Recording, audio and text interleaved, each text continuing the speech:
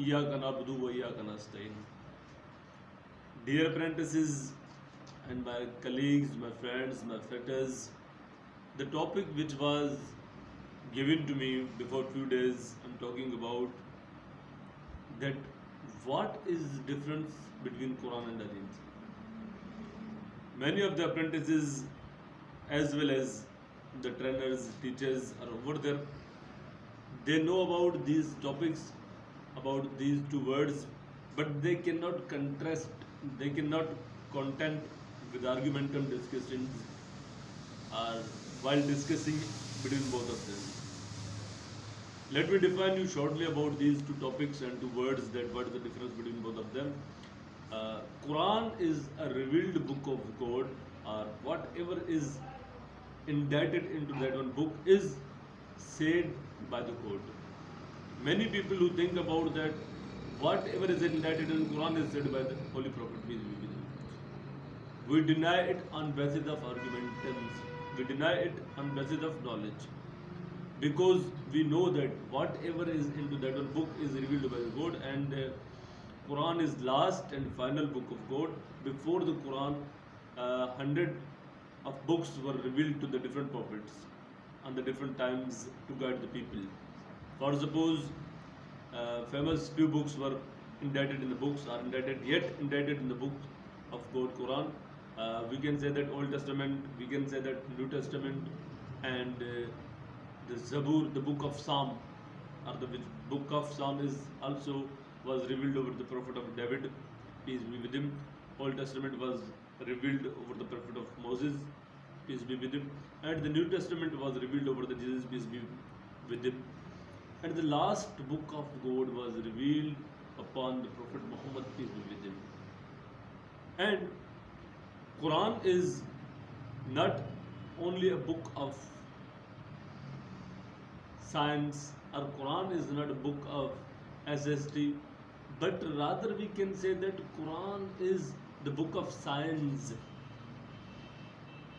versus symbols science. It means Quran is consisting each of the topic of the word. Quran is discussing the every segment of life. Round about 1000 verses of Quran are talking about the scientific facts. And Quran is consisting every solution of every problem. Many of the problem people are over there, they are scratching their head that how should we read the Quran, how should we study the refer the Quran. Quran does not come into memory of them.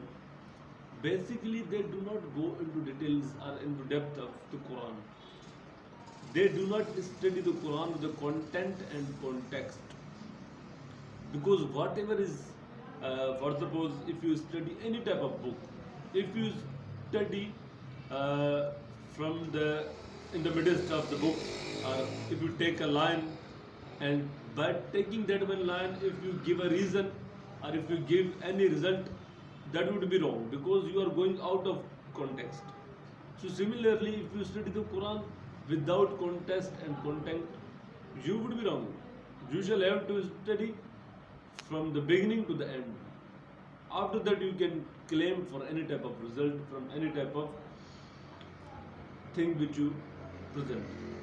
The second topic is Hadith. Hadith means all those words and sentences or verbal sentences which were said by Prophet. Many times people came to the Prophet that by asking a question, for asking a question, the Prophet replied them while defining the Quran. It is not Quran, but it is, we can say that exponentially the part of Quran. It is called that Ghair Wahi. In Arabic we can say that unrevealed knowledge to the Prophet. And it is divided into major three categories. Number one of them is Qawli. Qawli, which means all those words and sentences which were said by the Prophet, is called Qawli.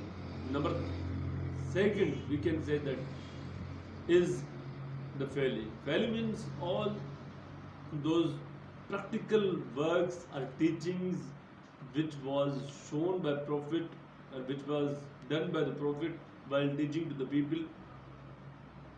For suppose we can say Salah, Hajj, namaz, fasting, all those things. Prophet only did not order the people to do these jobs, but he did these jobs while teaching the people. Number third of them is takriri, which means anything which was done before the Prophet and he did not forbid it. It means he did not like it, or we cannot say that he did not dislike it. In the midst it was. So this is called takriri. So in shortly, whatever I knew and I defined is enough for the public and the media. And inshallah in the next lecture I will teach you more about these topics. وآخر دعوانا أن الحمد لله رب العالمين.